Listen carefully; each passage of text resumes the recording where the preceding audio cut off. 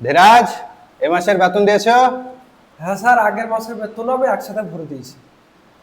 জাক্কার, এ মাসের বেতন? স্যার এই মাসে একটা বাকি থাকলো। ঠিক আছে। ধীরাজ বলো তো, একটা টিকিটের দাম 5 টাকা, তাহলে দুটো টিকিটের দাম কত? স্যার 10 টাকা। Very good, very good.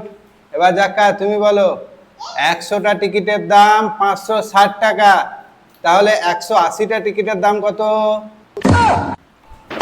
সঠিক উত্তর দে। আর ধীরাজ বলো তো, ক্যাট বানান কি? CAT cat. Very good, very good. এবার জাকার বলো, অক্টোপাস বানান কি? ভালো করে উত্তর দে। ধীরাজ বলো তো, মমতার ভাইপোর নাম কি? Sir Abhishek Banerjee. Good good good, খুব ভালো পড়াশোনা করছো। জাকার বলো তো, মমতার স্বামীর নাম কি? ये भगवान क्या जुल्म है। পড়াশোনা করে না, সাথে বেতনটাও দেয় না। मुझे अपने घर जाना है।